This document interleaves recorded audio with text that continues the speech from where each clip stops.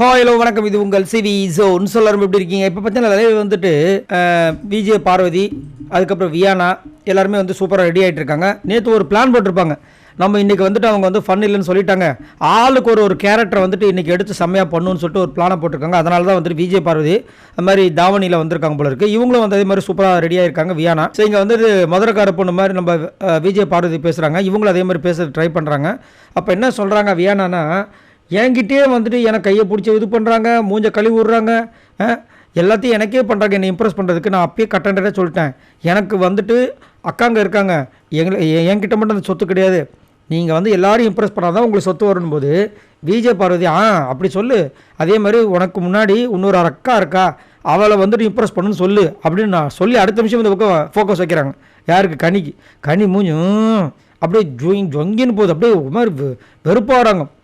ஏன்னா அவங்களுக்கு வந்து உண்மையிலேயே இந்த டீமில் வந்துட்டு விஜய் பார்வதி சாண்ட்ராவை கண்டா பிடிக்காது, திவ்யாவும் பிடிக்காது. அப்புறம் எதுக்குங்க இருந்தாங்கன்னா வந்துட்டாங்க, எதுக்கு வந்தாங்கன்னு தெரியல. உள்ளே வந்து ஒரு வேளை எட்டப்படும் வேலை பார்க்கறதுக்காக வந்தாங்களான்னு தெரியல. ஏன்னா நேற்றுலாம் அதெல்லாம் பண்ணி அதுக்கப்புறமா கடைசியில் வந்துட்டு அந்த ப்ரொமோவில் பார்த்துருப்பீங்களே, இவங்க வந்து ஸ்டார் பர்ஃபார்மராக அறிவிச்சிட்டாங்க. ஸ்டார் பர்ஃபார்மர் என்ன பண்ணாங்கன்னா இந்த மாதிரி அங்கங்கே நடக்கிற விஷயங்களை கொளுத்தி போடுறது. என்னத்தை சொல்ல, இந்த மாதிரி சொன்னவொடனே உடனே விஜய் பார்வதி பார்த்துட்டாங்க. அப்படியே உஷாராடி டப்புன்னு என்ன பண்ணுறாங்க, நான் என்ன பண்ணுவேன், எனக்கு முன்னாடி 2 அக்கா இருக்காங்கன்னு உங்களை சொல்லுவேன் அப்படின்னோடனே மூஞ்சி மாறுது. அதாவது ஒரு சில பேர் இந்த மாதிரி தான் இல்லை, குழந்தைங்கள சொல்லுவாங்களே, குழந்தை சாக்லேட் கொடுக்கணுன்னு காண்டானோன்னு, ஆனால் இன்னொரு சாக்லேட் ஸ்பெஷலாக உனக்கு வச்சுருக்கேன் அப்படின்னோடனே அதுக்காக தான் சொன்னியா அப்படின்ற மாதிரி. என்னத்தை சொல்ல. ஆனால் ஆரம்பத்தில் ஏதோ ஒன்று பர்ஃபார்மன்ஸ் பண்ணுறதுக்காக இன்றைக்கி ரெடி ஆகிட்டு இருக்காங்க. இவங்களும் வராங்க. அதே மாதிரி வந்துட்டு சாயந்தரம் வந்து ஒரு சில விஷயங்கள்லாம் பேசுகிறத பார்க்க முடியுது. பார்க்கலாம் இன்றைக்கி என்ன நடக்குதுன்னு.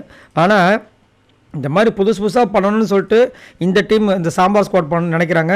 விக்கல் சீக்கிரம் கொஞ்சம் நினைக்கிறாங்க. ஆனால் இந்த ஃப்ளஷிங் ஃபைட்டர்ஸ்னு ஒரு டீம் இருக்குது பாருங்கள். ஐயோ கானா பட்டாது, பாட்டையே வந்து கேவலப்படுத்துகிறாங்க. அதுவும் வந்துட்டு திரும்ப இன்றைக்கும் வந்து ரொம்ப மோசமாக வந்துட்டு ஒரு பாடுறாரு. இதில் வேறு சண்டை வர போகிறாரு. ஏன் இந்த ஹோட்டலில் வந்துட்டு இந்த பெல் சவுண்டு கேட்டவுடனே என்ன சாப்பிட்றீங்க கேட்பாங்களா, அந்த மாதிரி தான் நான் கேட்டேன், இதில் என்ன தப்பு இருக்குன்றாரு. ஏன்பா ஹோட்டலில் வந்து சாப்பிட்றதுக்கு வருவாங்க, சாப்பிட்டதுக்கப்புறம் போகிறதுக்காக வருவாங்க, நீங்கள் வந்துட்டு போகிற இடத்துல இருந்துக்கிட்டு சாப்பிட்றீங்கன்னா கேட்டால் அப்புறம் யாருக்காக தான் கோவம் வரதான், என்னையா நடக்குதுன்ற மாதிரி இருந்துச்சு. இதை பற்றி உங்களோட கருத்துக்களை சொல்லுங்கள். பாய் நண்பர்களே.